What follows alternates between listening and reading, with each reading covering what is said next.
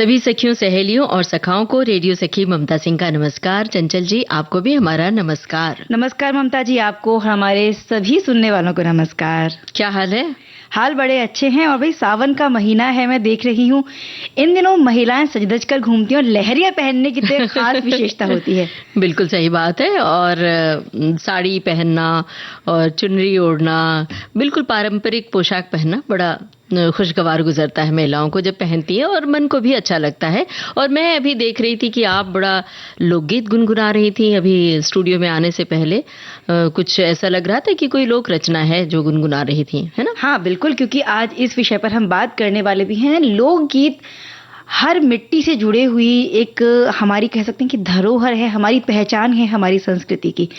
और मिट्टी से जुड़ा हुआ हम महसूस कर पाते हैं जब खास तौर पे अपने जिस हम क्षेत्र से बिलोंग करते हैं, जिस क्षेत्र से हम आते हैं, उस अंचल का जब हम कोई लोकगीत सुनते हैं तो लगता है बिल्कुल कोई अपना सा गा रहा है। उस परंपरा की बाकायदा धरोहर होती है एक लोकगीत में, और लोकगीत सुनते हुए हम उन परंपराओं को महसूस करते हैं, उन परंपराओं को जी लेते हैं।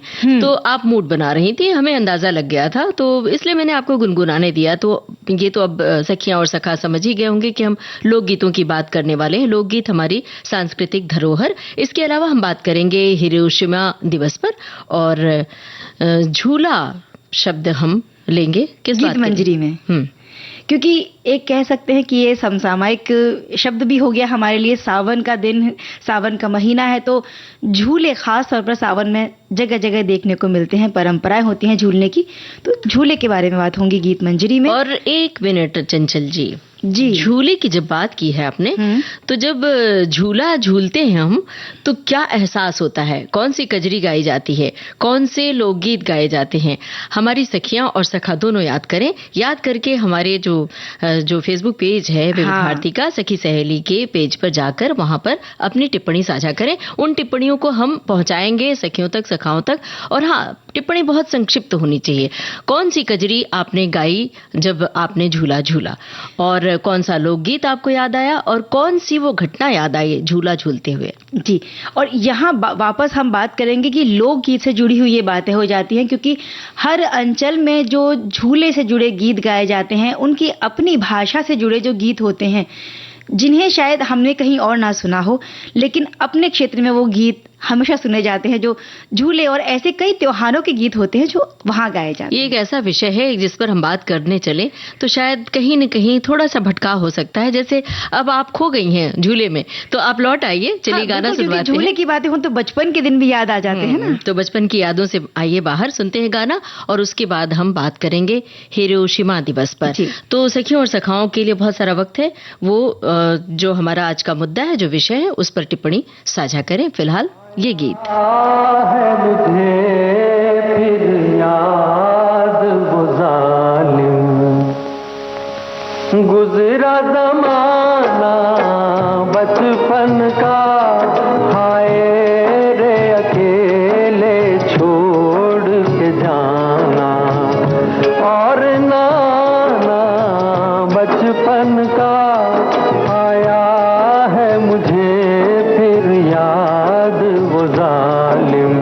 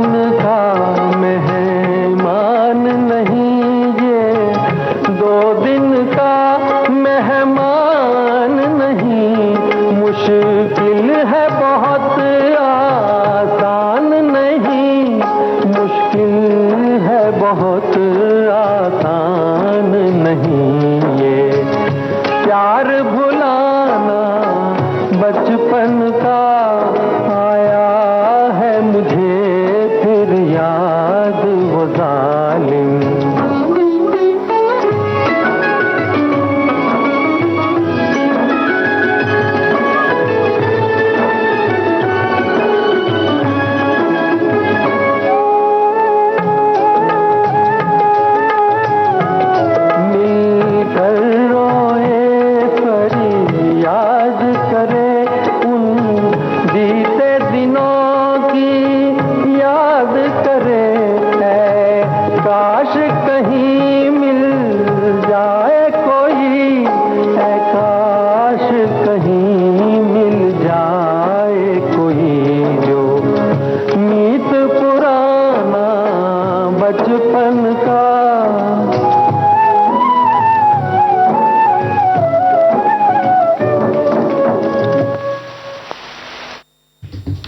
सचमुच बचपन का जमाना याद आ ही जाता है, लेकिन अब हम याद करेंगे उस जमाने को जब एक बहुत दुखद हादसा हुआ। और आज से 79 साल पहले की ये बात है जब जापान को देखना पड़ा था बहुत ही एक दर्दनाक और तबाही का मंजर। उनको कभी ना भूलने वाला दर्द मिला और इतिहास में भी इसे नहीं भुलाया जा सका। 6 अगस्त 1945 का वो दुखद दिन था जब अमेरिका ने जापान के शहर हिरोशिमा में परमाणु बम गिरा दिया था। परमाणु बम ने हिरोशिमा में 4000 डिग्री से भी ज्यादा की गर्मी पैदा की और देखते ही देखते पल भर में शहर तबाह हो गया था।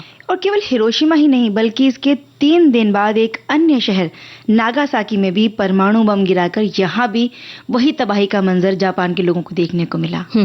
और साल 1939 में विश्व युद्ध शुरू हुआ था। इसे 6 साल तब हो चुके थे, लेकिन जंग थमने का नाम ही नहीं ले रहा था। जापान उस समय भी एक ताकतवर देश हुआ करता था और द्वितीय विश्व युद्ध के दौरान लगातार हमले वो कर रहा था। और इन्हीं हमलों को रोकने के लिए अमेरिका ने हिरोशिमा पर परमाणु बम गिराए, जिसकी वजह से जापान को कभी ना भूलने वाला ये दर्द मिल गया। और अमेरिका ने हिरोशिमा में लिटिल बॉय नाम का और नागासाकी में फैट बॉय नाम का परमाणु बम गिराया था। इसके अलावा हिरोशिमा पर परमाणु बम का असर ऐसा हुआ था कि पल भर में ही तकरीबन 40,000 लोगों की जिंदगी चली गई थी। उन्हें अपनी जिंदगी से हाथ धोना पड़ा था। परमाणु हमले का असर इतना तेज और भयावह था कि इस शहर के आसपास बसे अन्य शहरों में भी परमाणु विकिरण के कारण कई सालों तक शारीरिक रूप से विकृत बच्चे पैदा होते रहे और उसके शिकार होते रहे। जी, और अपने 2 शहरों को इस तरह से बहुत कह सकते हैं कि बुरी तरह से जलता हुआ देखकर आखिरकार जापान ने अमेरिका के सामने सरेंडर किया और उसी के बाद द्वितीय विश्व युद्ध का अंत हुआ। दरअसल द्वितीय विश्व युद्ध के दौरान जापानी सेना ने अमेरिका के 9 सैनिक अड्डे पर्ल हार्बर पर हमला किया था, जिसके जवाब देते हुए अमेरिका ने हमें हिरोशिमा और नागासाकी पर परमाणु बम गिराए थे। परमाणु बम का असर इतना खतरनाक था कि कई सालों के बाद भी जापान के इस शहर में रहने वाले लोगों को तरह तरह की बीमारी, जलन और अन्य घाव जैसी समस्याएं होती रहीं। इस हमले से हिरोशिमा में तकरीबन 1 लाख से भी ज्यादा लोगों की जानें चली गई थी। और इस तबाही के मंजर को देखते हुए जापान ने परमाणु शक्ति के शांतिपूर्ण इस्तेमाल और परमाणु बम को नहीं बनाने का संकल्प ले लिया। और ममता जी, इस दिन को मनाने का एक उद्देश्य ये भी है कि हम इस बात को समझें कि युद्ध के परिणाम कितने घातक हो सकते हैं। इसलिए विश्व शांति और मानवता को हमेशा ही प्राथमिकता देना आवश्यक है। युद्ध कभी भी अच्छा नहीं होता है। युद्ध चाहे घरेलू युद्ध हो, चाहे समाज में हो, कार्यालय में हो, देश में हो या देश से बाहर, युद्ध हमेशा खतरनाक ही होता है, तबाही ही मचाता है, तो कभी भी ठीक नहीं होता है फिलहाल। इसीलिए शांति, निरस्त्रीकरण और अंतर्राष्ट्रीय सहयोग के महत्व पर जागरूकता के लिए आज जापान की इस दुखद त्रासदी की याद में इस दिन को हम मना रहे हैं। और अब हम शांति के बारे में अगर बात करें तो ऐसा ही एक गीत सुन लेते हैं। मधुबन खुशबू देता है, सागर सावन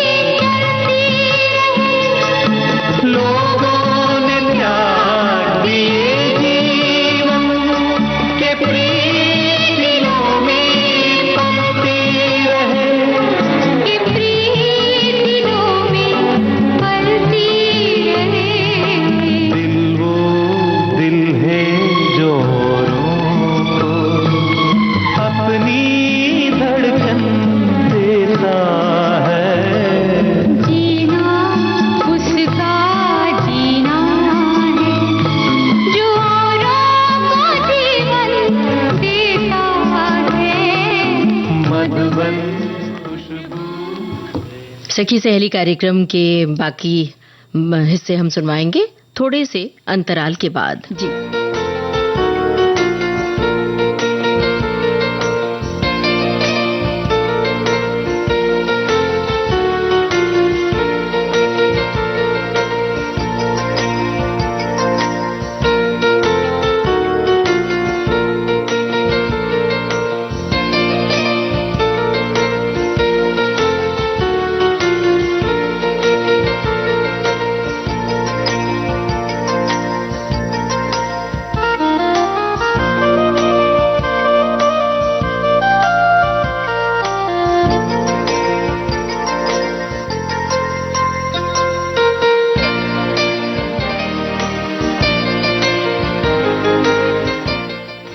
विविध भारती से ये है कार्यक्रम सखी सहेली, और चंचल जी कहाँ गुम हो गई हैं आप? लौट आइए इधर माइक्रोफोन के सामने। जो गीत स्टूडियो से पहले गुनगुना रही थी वो याद कीजिए, क्योंकि लोकगीत हमारी सांस्कृतिक पहचान है, धरोहर है। इनकी बहुत सारी विशेषताएं हैं। इन गीतों में हमारी अपनी सभ्यता छुपी होती है, संस्कृति और संस्कार झलकते हैं। कहते हैं ना कि जनमानस में रचे बसे गीत सिर्फ लोकगीत नहीं होते, बल्कि ये जीवन दर्शन भी होते हैं। बिल्कुल सही कहा ममता जी आपने। और लोकगीतों में हमारी संस्कृति का सौंदर्य भी छिपा होता है। लोकगीतों की खासियत है कि उसमें हमारी परंपराएं, रीति रिवाज, रहन सहन, खान पान, इन सभी चीजों का अंश कहीं ना कहीं देखने को मिलता है। और ये सीधे कह सकते हैं कि जनता के मन के, उनके जनता के ही गीत हैं। इसलिए विशेष प्रयत्न की कोई आवश्यकता भी नहीं पड़ती इसके लिए। और बहुत सारे लोकगीत त्योहारों और खास अवसरों पर गाए जाते हैं। ढोलक, झांझ वगैरह मजीरे के साथ साथ वो जो लोकगीत की झनकार होती है ना, अड़ोस पड़ोस तक गूंजती है, बड़ा अच्छा लगता है। इसके लिए विशेष प्रकार के वाद्यों की आवश्यकता भी नहीं होती कि खास किसी वाद्य के साथ लोकगीत गाए जाएंगे। लोकगीत गांव के पुरुष भी गाते हैं, औरतें भी गाते हैं, और साथ साथ भी गाए जाते हैं। और सोचने वाली बात यह भी है ममता जी कि बरसों पहले जब इन लोकगीतों को रचा गया होगा, तब तो इतना ज्यादा शिक्षा का प्रचार प्रसार भी नहीं था, और हो सकता है कि इन्हें रचने वाले भी शायद बहुत शिक्षित नहीं होंगे। लेकिन व्यवहारिक ज्ञान या अपने बुजुर्गों से जो शिक्षा उनको मिलती थी वही बस इसके लिए पर्याप्त होती थी। और इसके लिए कोई खास पढ़ाई लिखाई या साधना की जरूरत भी नहीं होती थी, फिर भी इतने अच्छे बनते थे वो गीत। सही बात है। और ये दरअसल आम जनता के गीत हैं। ये त्योहारों और विशेष अवसरों पर तो गाए जाते हैं, और हमारा पूरा देश लोक रस के आनंद में डूब जाता है लोकगीत सुनते हुए। और हमारी ग्रामीण संस्कृति में गीत गायन महिलाओं के मनोरंजन और मनोभावों को दर्शाने का सबसे सशक्त माध्यम रहा है। और ये तो एक अब महिलाएं इसमें करियर भी बना रही हैं। लोकगीत गा के बहुत बड़े पैमाने पर, बहुत बड़े स्तर पर अपना फलक रच रही हैं, अपना आसमान रच रही हैं, उड़ान भर रही हैं। तो लोकगीत गाने की प्रतिभा अगर आप सभी में है, जो हमारी सखियां खास तौर से सुन रही हैं, या सखा भी, तो बचपन से ही देखिए कि आपके भीतर वो हुनर तो है तो नहीं, अगर है तो उसे विस्तार दीजिए और आगे बढ़ाइए उस प्रतिभा को। सोशल मीडिया भी एक बड़ा सशक्त माध्यम है, जिसके जरिए आप अपनी पहुंच बहुत सारे लोगों तक बना सकते हैं। और एक बड़ा अच्छा सा कमेंट इसके ऊपर आया है। हमारे श्रोता ने लिखा है कि भारत विरासत का खजाना है, जिसमें संस्कृतियों और परंपराओं की विविधता भरी हुई है। इसमें जीवंतता के केंद्र में लोक संगीत और नृत्य है, जो हमारी समृद्ध सांस्कृतिक विरासत को संरक्षित करने में महत्वपूर्ण भूमिका निभाते हैं। लोक संगीत भारत की आत्मा में झांकने के जैसा है।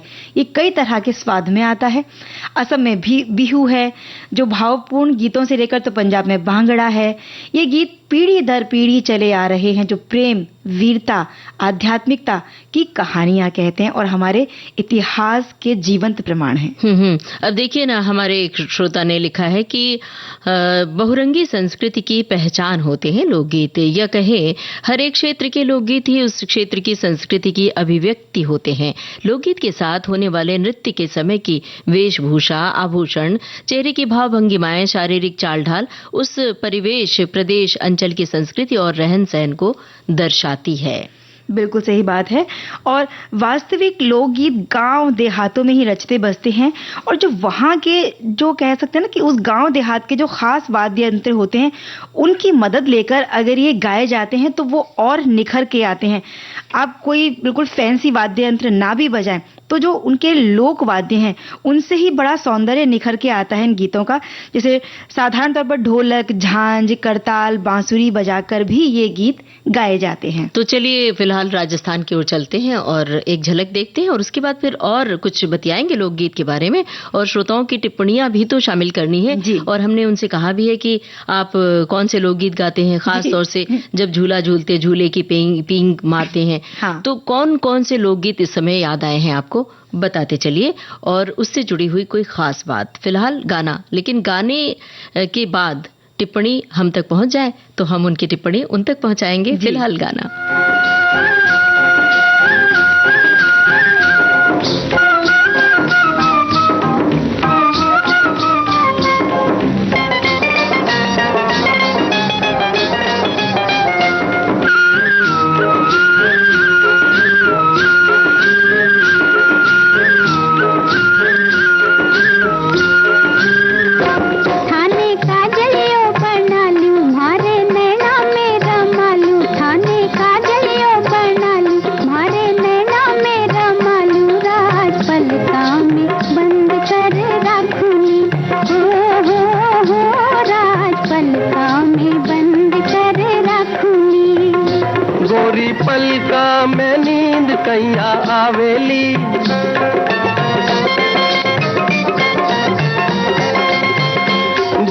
पलका में नींद कैया आवेली आवेली, गोरी पलका में नींद कैया आवेली।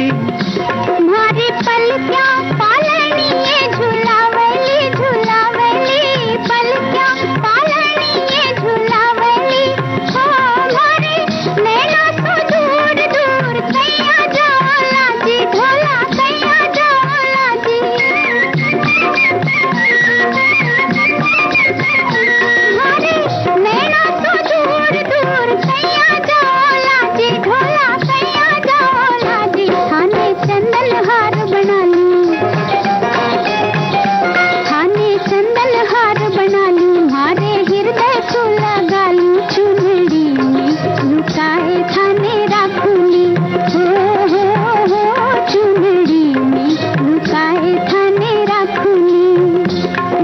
चुंदड़ी लहर लहरावेली,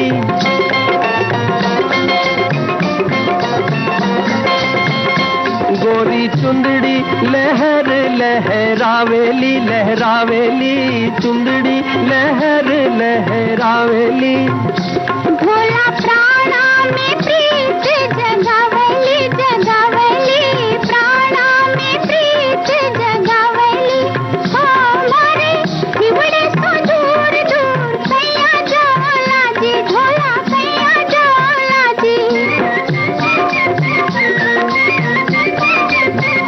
हमारे हिवड़े सो दूर दूर कैया जाला जी, ढोला कैया जाला जी। थाने मोतीड़ो बनानी, थाने मोतीड़ो बनानी, मारे होता तू लगालू, राजनथनी में बांध कर रखूंगी। हो राजनथनी में बांध कर रखूंगी। थाने का जलियो बनालू, मारे नैना में रमालू, राज पलका में बंद कर रखूंगी। हो राज पलका में बंद कर रखूंगी। अब राजस्थान की लोक संस्कृति से हम बाहर आए तो देश के तमाम हिस्सों की लोक संस्कृति की सैर करनी है और लोकगीतों को सुनते हुए हम उस प्रदेश की संस्कृति को जीते हैं। ये इसी तरह की बात हमारे एक श्रोता ने लिखी है। लोकगीत हमारी संस्कृति को दर्शाते हुए काफी काम करते हैं। ये समय समय पर हमारी संस्कृति, उसके संदर्भ में समाज और संस्कृति के संदर्भ में समाज की स्थिति और समाज के समस्याओं को भी दर्शाते हैं। ये सामाजिक, सांस्कृतिक और सुझावों को समझने में मदद भी करते हैं। एक श्रोता ने लिखा है कि लोकगीतों में उस क्षेत्र की मिट्टी की सोंधी सोंधी खुशबू होती है जहां वे गाए जाते हैं। हर पर्व इन लोकगीतों के बिना अधूरा सा लगता है। विशिष्ट अवसरों पर गाए जाने वाले ये लोकगीत प्राय सभी क्षेत्रों के लगभग एक जैसे होते हैं, बस उनके गाने का लहजा और शैली में अंतर आ जाता है। चंचल जी, आपको याद होगा, आपने बचपन की बात की थी ना, तो बचपन में अगर बचपन में मतलब बचपन के संसार में जब हम गोते लगाते हाँ, हैं हाँ।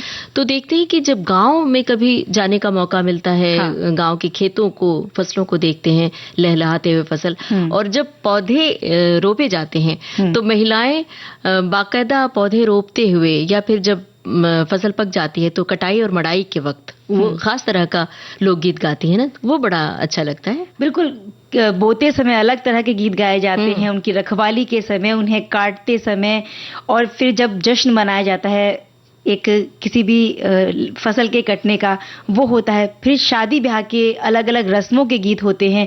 जब घर में कोई नया मेहमान आता है, चाहे वो नन्हा मेहमान हो या ब्याह कर कोई दूल्हा दुल्हन, कोई नन्हा मेहमान जब आता है तो सोहर गाया जाता है, और तो शादी में हाँ। बन्ना बन्नी गाया जाता है। तो लोकगीतों के बहुत सारे प्रकार हैं, अगर बात करने चले तो अभी वक्त कम पड़ जाएगा। और जो खेतों की बात की, वहां पर खेतों के मेड़ों पर एक ट्रांजिस्टर या रेडियो सेट भी रखा रहता है, तो वो बड़ा ही अलौकिक दृश्य होता है हम सब के लिए है। तो ऐसा ही एक बड़ा अच्छा सा कमेंट आया है, लोकगीत लोक के गीत हैं जिन्हें कोई व्यक्ति ना बल्कि पूरा लोक समाज अपनाता है। सामान्यतः लोक में प्रचलित, लोक द्वारा रचित और लोक द्वारा लिखे गए ये गीत हैं जिन्हें हम लोकगीत कह सकते हैं। लोकगीतों के रचनाकार अपने व्यक्तित्व को लोक समर्पित कर देते हैं। शास्त्रीय नियमों की विशेष परवाह ना करके सामान्य लोक व्यवहार को उपयोग में लाने के लिए मानव अपने आनंद की तरंगों में जो सहज तरीके से रचता है, वही है लोकगीत। हमारे एक श्रोता ने लिखा है कि हमारे निमाड़ क्षेत्र यानी खंडवा मध्य प्रदेश में निमाड़ी लोकगीत गाए जाते हैं। गणगौर पर्व निमाड़ी लोकगीतों को बहुत चाव के साथ गाया जाता है और गणगौर माता जी की पूजा की जाती है। आपको याद होगा विविध भारती से एक कार्यक्रम हुआ करता था लोक संगीत, तो ये जो निमाड़ी लोकगीत की बात की है तो हम उद्घोषणा करते थे, अब सुनिए निमाड़ी लोकगीत, अब सुनिए राजस्थानी लोकगीत। तो हम सबको लोकगीत बहुत लुभाते हैं। और हमारे श्रोता ने लिखा है कि लोकगीत हमारी सांस्कृतिक धरोहर हैं। हाँ, लोक के लिए रचित और लोक के लिए समर्पित ये वो समूह गान हैं जिससे हमारी स्थानीय संस्कृति की झलक मिलती है।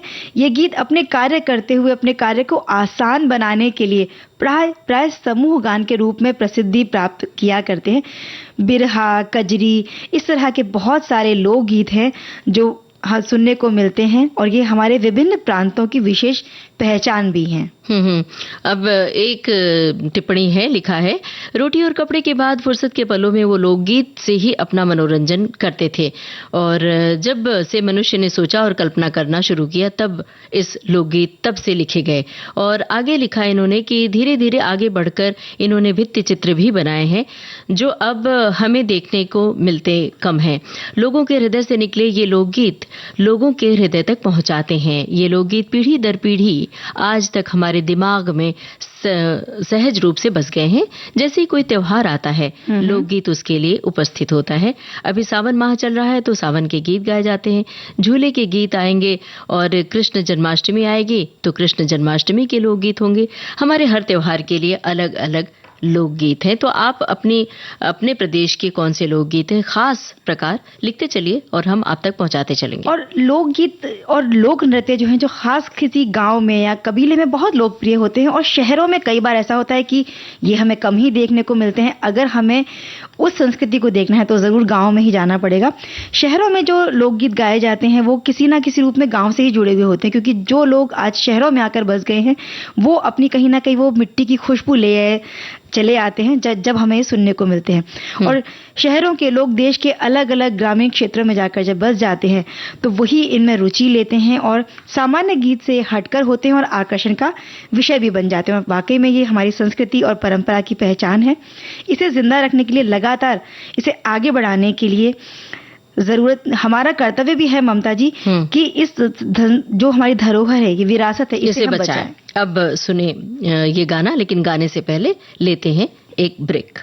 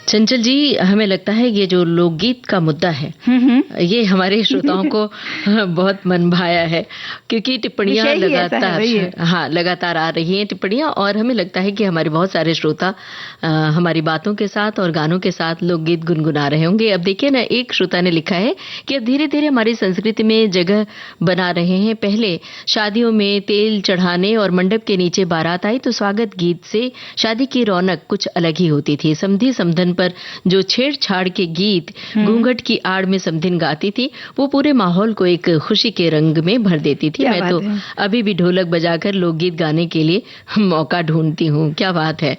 और बहुत सारी फिल्मों में भी ये दृश्य दिखाए जाते हैं, समधी समधन के छेड़छाड़ वाले, जीजा साली के छेड़छाड़ वाले। अब क्या इरादा है भाई? लोकगीत की बात चली है तो एक लोकगीत सुन लेते हैं।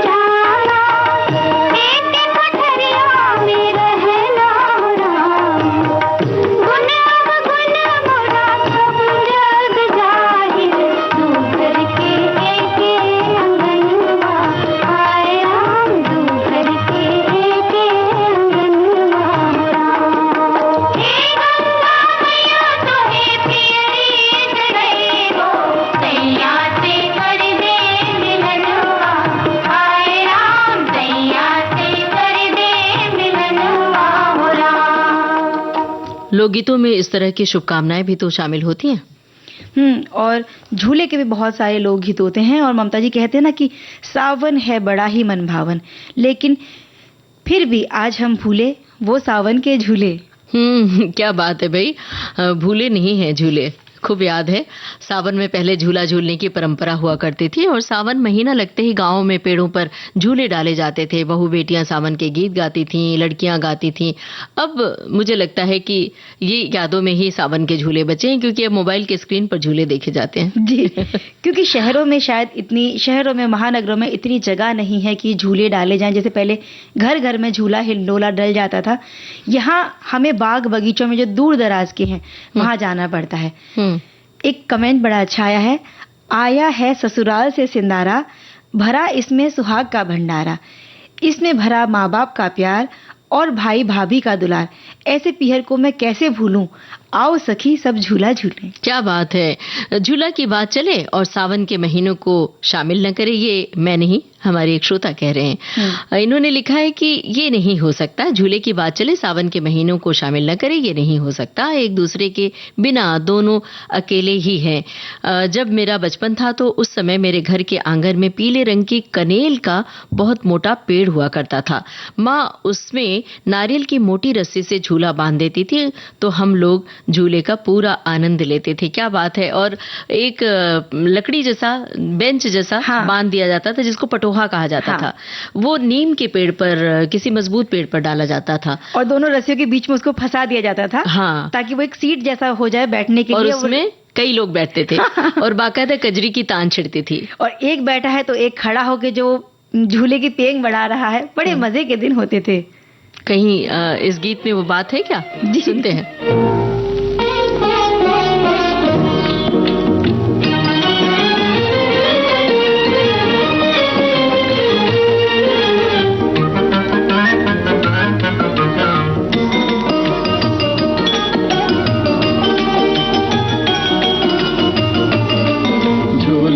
पवन के आई बहार, नैनों में नया रंग लाई बहार, प्यार छलके हो प्यार छलके। ओ डोले मन मोरा सजना, डोले मन मोरा, हो जी हो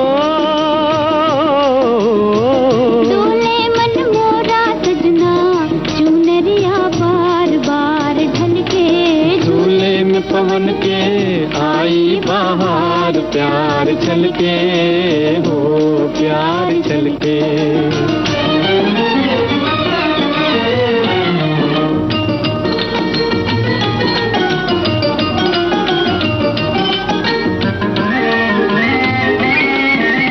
ओ मेरी तान से ऊंचा तेरा झूलना गोरी, मेरी तान से ऊंचा तेरा झूलना गोरी। मेरे झूलने के संग तेरे प्यार की डोरी, मेरे झूलने के संग तेरे प्यार की डोरी। तू है जीवन सिंगार, प्यार छलके झूले में पवन के आई बहार, प्यार छलके हो प्यार छलके।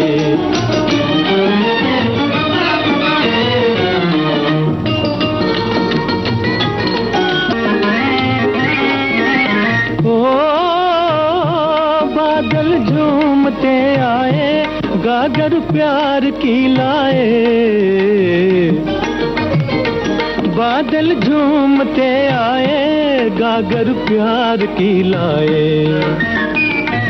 कोयल कूकती जाए, बन में मोर भी गाए, कोयल कूकती जाए, बन में मोर भी गाए। छेड़े हम तुम मल्हार, प्यार छलके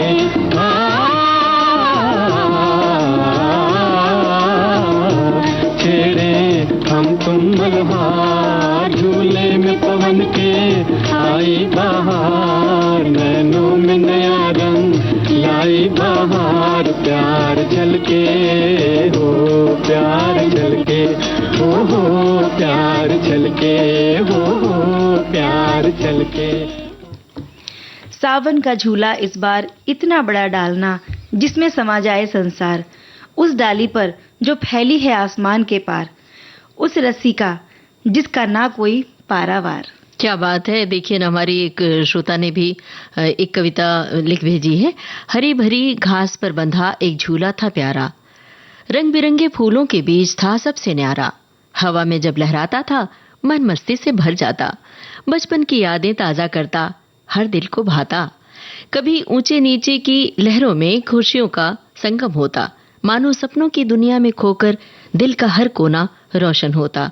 झूलते झूलते हम सभी हंसते गाते मस्ती में डूब जाते, सुनहरे पलों का अनमोल खजाना झूले के संग संग जी जाते। वो झूला नहीं सिर्फ एक खेल, ये जीवन की एक कहानी है। हर झूले में छुपी है मस्ती और हर मुस्कान में छुपी है जवानी। ये हमारे श्रोता की ओर से कविता की कुछ पंक्तियां आई हैं। और फिल्मों में भी ऐसे बहुत सारे गीत हमें सुनने को मिलते हैं जो झूला झूलने की परंपरा को हमें याद दिलाते हैं। जैसे सावन के झूले पड़े तुम चले आओ, सावन के झूलों ने मुझको बुलाया, झूला तो पड़ गए अम्बुआ की डाल पे, पड़ गए झूले सावन रुत आई रे। क्या बात है। गांवों में या महानगरों से दूर के इलाकों में ये झूले वाले दृश्य अभी भी दिखाई दे जाते हैं। लेकिन एक समय ऐसा भी था कि सावन लगते ही बाग बगीचों में झूलों का भरपूर आनंद लिया जाता था। विवाहित स्त्रियां, बेटियों को ससुराल से मायके बुला लिया जाता था। वे मेहंदी लगाकर सावन के इस मौसम में सखियों के संग झूला झूलने का आनंद लिया करती थी और वहीं बरसती बूंदें मौसम का मजा और दोगुना कर देती थी। लेकिन अब ये परंपरा, ये झूले, ये गीत जैसे न के बराबर हो गए हैं। लेकिन इस परंपरा को हम कायम रखते हैं और सुनते हैं झूले के गीत। सुनते हैं।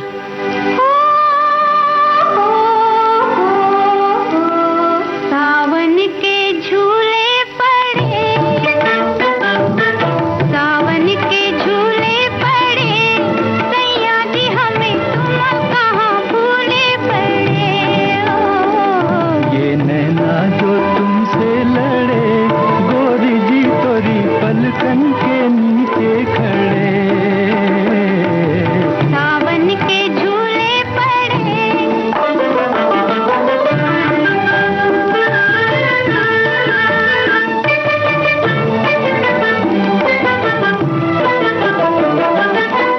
तुम नहीं आए हमको भूले, हमरे अंगना फुलवाना फूले, हमको अकेली देख सहेली, कहती है क्यों ना खिलती चमेली, बेलरियाना मंडवे चढ़े हो, बेलरियाना मंडवे चढ़े, सैया जी हमें तुम कहाँ भूले पड़े हो।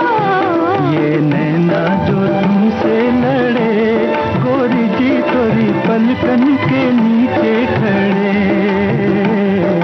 सावन के झूले पड़े,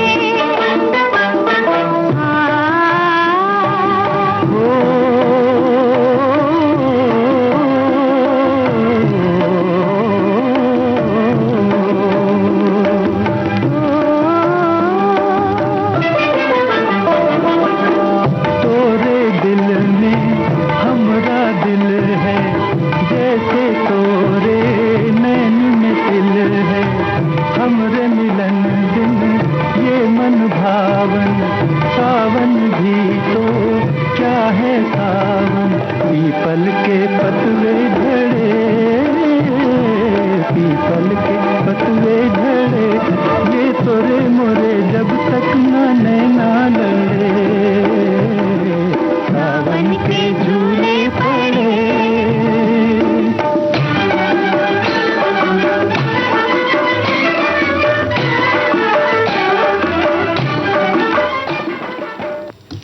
चंचल जी कहाँ गुम हो गई हैं? लौट आइए झूलों के गानों से और झूलों की बातों से। झूले में ही हम लौटने के लिए इसलिए कह रहे हैं कि जो सखी और सखा टिप्पणी भेज रहे हैं वो भी पढ़ना है, जरा अपनी बात भी कह दें। एक कविता की पंक्ति है, सावन के झूले जैसा प्यारा सा बचपन, छतरी परिधान और बूंदों की पायल, जैसे खिले हुए फूलों पे ओस की सिहरन, सावन के झूले जैसे याद जो न भूले, एक सुहाना पल हलचल जैसे प्रातः सुहानी और कमल फूले, सावन के झूले। ऐसी पंक्तियां कुछ मुझे भी याद आ रही हैं। ऊंची ऊंची डाली तक पेंग लगाती, मानो नभ है छूकर वापस आती, मन आतुर बड़ा ही हर्षाया, पड़ती फुहार ने तन मन है भिगाया, सावन के झूलों ने हमें है बुलाया, बचपन की याद दिलाता है सावन, झूलों के लिए मन ललचाता है सावन। क्या बात है। सावन तो जैसे एक उत्सव है। हमारे एक श्रोता की टिप्पणी है, लिखा है इन्होंने कि अब झूले कहाँ पड़ते हैं। बचपन में इन झूलों को हमने बहुत एंजॉय किया है। माँ के साथ हरी हरी बाबा के बगिया मुरवा बोले हरी, मिर्जापुर कईल गुलजार हो कचौड़ी गाड़ी, सुन कैला बालम मोरी चुनरिया पीली है कोई, धानी रंग दो जी। ये लोकगीत के बोल इन्होंने लिखे हैं। माँ की सखी सहेलियां, चचिया, मौसियां, हरी चूड़ी हरी बिंदी, हाथ में मेहंदी, मोटे मोटे रस्सी के झूले पड़ते थे। दरअसल सावन में एक उत्सव इस तरह भी मनाया जाता था कि सावन के महीने में हरी चूड़ियां, हरी बिंदी, हरे परिधान एक दूसरे को उपहार के रूप में भी दिए जाते थे। तो ये जो भी आपने पढ़ा, इसमें उत्तर प्रदेश की झलक नजर आ रही थी। तो इसी तरह से राजस्थान की कुछ बात है। हमारे श्रोता ने लिखा है कि राजस्थान में श्रावण महीने में स्त्रियों द्वारा झूला झूलते समय गाया जाने वाला मशहूर लोकगीत है, बनारे बागा में झूला गाला, मारी बनी ने झूलन दीजियो, मारा छैल भंवरसा। तो इस तरह के हर अंचल के कुछ गीत होते हैं जो लोकगीत जिन्हें हम कहते हैं, और जब ये गाए जाते हैं तो उस त्योहार को, उस विशेष अवसर को बड़ा खास बना देते हैं ये लोकगीत। और बेटियों के लिए ब्याह के बाद जो पहला सावन होता है वो मायके में होता है, वो बड़ा ही महत्वपूर्ण होता है। ऐसे में बहन बेटियां ससुराल से मायके बुला ली जाती थीं और हाथों में मेहंदी रचाकर पेड़ों पर झूला डालकर झूलती थी। ये परंपरा अभी भी है। अभी भी लड़कियां पहला सावन अपने मायके में मनाती हैं और सावन गीत गाया करती हैं। अब हालांकि जगह के अभाव में शहरों में कहीं झूले तो नहीं डाले जाते, घरों में जरूर कहीं कहीं झूले मिल जाते हैं और कॉलोनी में जो थोड़ी सी जगह होती है वहां पर। हालांकि जो कस्बों में, गांव में अभी भी ये परंपरा कायम है। हमने एक दिन एक दृश्य देखा था कि लोकल ट्रेन से जाते हुए, मुंबई में लोकल ट्रेन से जाते हुए किनारे, मतलब जो किनारे झोपड़ियां बनी होती हैं, वहां देखा कि पेड़ पर एक छोटा सा पेड़ है, उस पेड़ पर झूला डाल के एक बच्चा झूल रहा है। तो वो दृश्य मुझे बड़ा मोहित किया। तो महानगरों में हम अगर ऐसे दृश्य देखते हैं तो बड़े आकृष्ट हो जाते हैं उसको। बिल्कुल, महानगरों की अगर हम बात करें तो सावन के झूले बिल्कुल ऐसा जैसे यादें बन गए हैं। लेकिन कृष्ण भगवान के जो मंदिर होते हैं वहां सावन माह में भगवान को झूला झुलाने की परंपरा अभी भी निभाई जाती है। मंदिरों में विशेष रूप से हिंडोले में लड्डू गोपाल जी को झूला देने के लिए बहुत सारे श्रद्धालु उमड़ पड़ते हैं। मंदिरों में उत्सव होते हैं, अनेक हिंडोला कीर्तन, रागमेक, मल्हार, हिंडोल रागनियों में गाए जाते हैं। और सच में सावन झूलों में ही झूलता है और प्रकृति के रंजन रूप को जीता है। एक श्रोता ने लिखा भी है कि मुझे तो झूलना इसलिए पसंद है क्योंकि मेरे आंतरिक मन को ये बहुत ही खुशी देता है, सावन का महीना और ये झूलों का उत्सव। और हमारे श्रोताओं की लगातार टिप्पणियां आ रही हैं। एक श्रोता ने लोकगीत के बारे में लिखा है कि लोकगीत ऐसी परंपरा है जो हम उस प्रदेश की परंपरा से अवगत होते हैं। और एक श्रोता ने लिखा है कि एक व्यक्ति नहीं बल्कि पूरा लोक समाज अपनाता है लोकगीत के माध्यम से। तो आज लोकगीत और झूलों के बारे में हमारे श्रोताओं ने इतनी सारी टिप्पणियां भेजी हैं कि हम भी उनकी बातों से, उनके ज्ञान से समृद्ध हो रहे हैं और बड़ा अच्छा लग रहा है। ममता जी, ऐसा माना जाता है कि भगवान कृष्ण ने राधा रानी को सबसे पहले सावन में झूला झुलाया था और तभी से ये झूला झूलने की परंपरा जो है चली आ रही है और ये पवित्रता का प्रतीक भी माना जाता है। तो अब एक गाना सुने।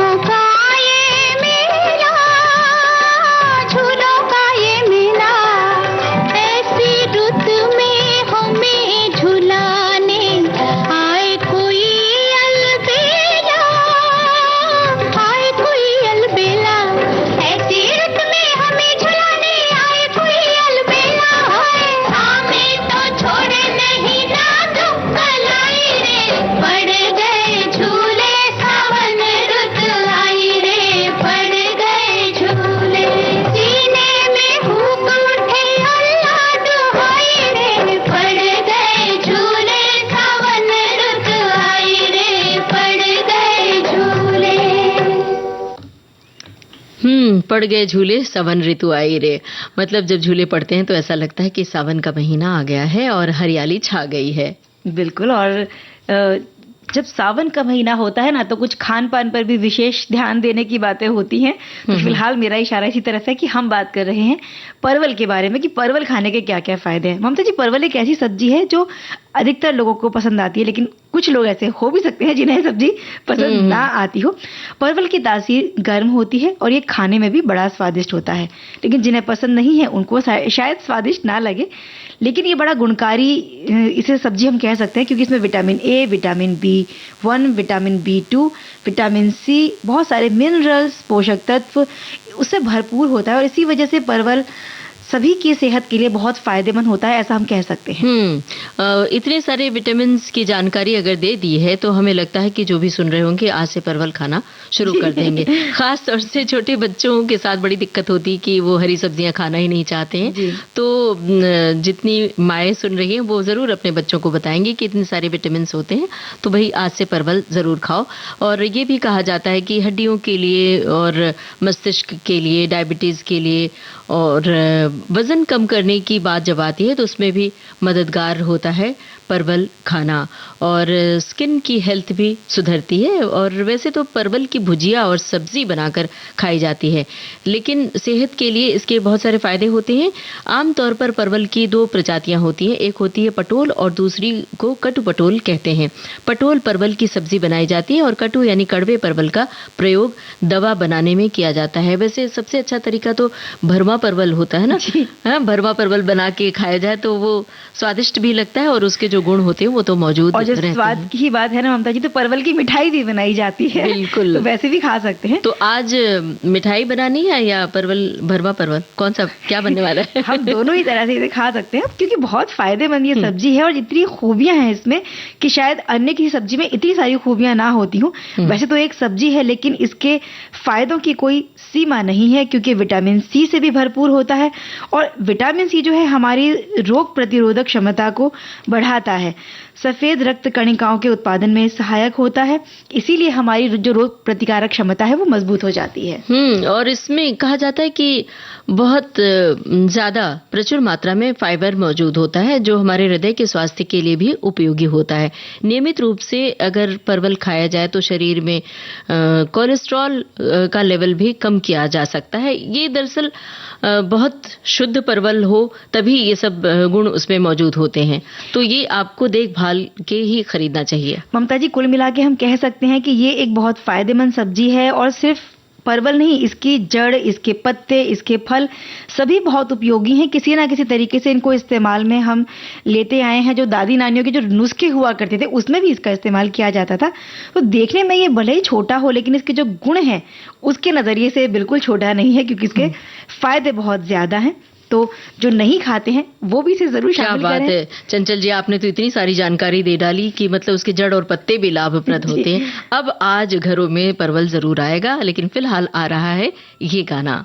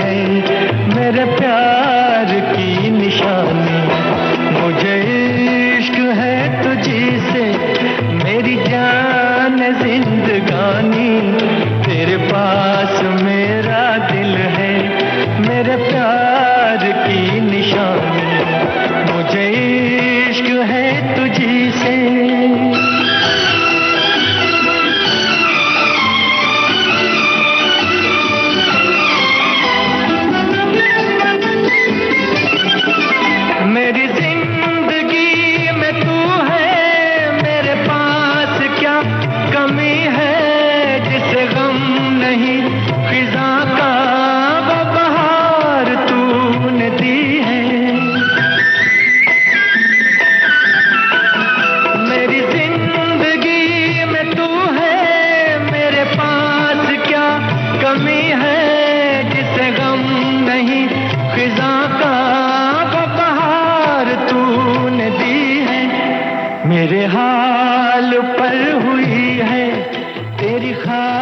पास मेहरबानी, तेरे पास मेरा दिल है।